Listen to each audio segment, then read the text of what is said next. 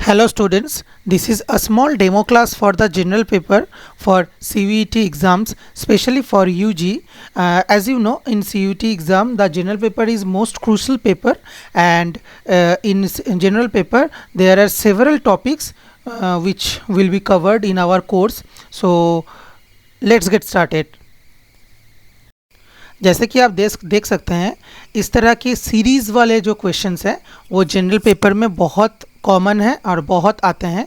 और जैसे कि आप जानते हैं कि जनरल पेपर में या CUET के हर एग्ज़ाम में ही, हर पेपर में ही एक क्वेश्चन का 5 मार्क्स है और नेगेटिव मार्किंग -1 है। तो ये जो सीरीज़ वाले जो क्वेश्चंस हैं हर पेपर में या हर साल लगभग 3 से 4 आते ही हैं। और तो आप मान के चलिए कि 15 से 20 मार्क्स अगर आप हर क्वेश्चन को सही करते हैं तो स्कोर यहाँ से इजीली कर सकते हैं। तो चलिए देखते हैं इसमें ये इस तरह के सीरीज़ वाले क्वेश्चंस हम लोग कैसे अप्रोच कर सकते हैं। सो बेसिकली इस तरह के क्वेश्चन में हमको देखना पड़ेगा कि कोई पैटर्न, ये जो सीरीज़ है ये कौन सा पैटर्न फॉलो कर रहा है, और ये पैटर्न फॉलो करते हुए ये फिल इन द ये जो ब्लैंक्स है इसमें कौन सा कैरेक्टर अगर हम फिल करें तो ये पैटर्न फॉलो करेगा और ये आंसर आएगा।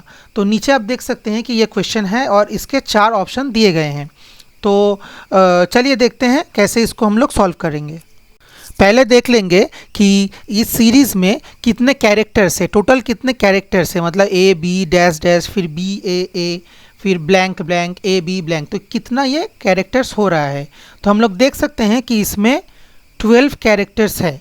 तो 12 को हम लोग 4 × 3 या 3 × 4 ऐसे कर 2 टाइप में डिवाइड कर सकते हैं, मतलब 4 कैरेक्टर्स के 3 पैटर्न्स, 3 ग्रुप्स, या 3 कैरेक्टर्स के 4 ग्रुप्स। तो पहले हम जो 4 × 3 है उसमें एक बार ट्राई करते हैं कि किसी तरह पैटर्न हम लोग कोई पैटर्न इस्टेब्लिश कर सकते हैं या नहीं।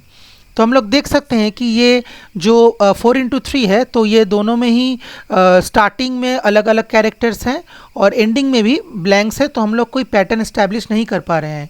तो 4 × 3 से ये नहीं होने वाला है, तो 3 × 4 ट्राई करते हैं। इसमें हम लोग देख सकते हैं कि इसमें एक पैटर्न इस्टेब्लिश हो रहा है, specially first and fourth group में, फर्स्ट एंड फोर्थ पार्ट में शुरू में ही ए है, इवन थर्ड में भी शुरू में ए है।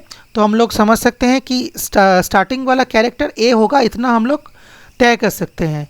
उसके बाद सेकेंड और फोर्थ में ए बिठाने से तो हम एक पैटर्न स्टैब्लिश हो गया, ये सेम आ रहा है, मतलब सेकेंड और फोर्थ रिपीट हो रहा है, और उसका मतलब फर्स्ट और थर्ड रिपीट होना चाहिए। मतलब अगर हम लोग ए एंड बी बिठा दें तो ये देखिए पूरा एक पैटर्न स्टैब्लिश हो रहा है। तो आंसर हो जाता है ए बी ए, मतलब आंसर है ऑप्शन बी।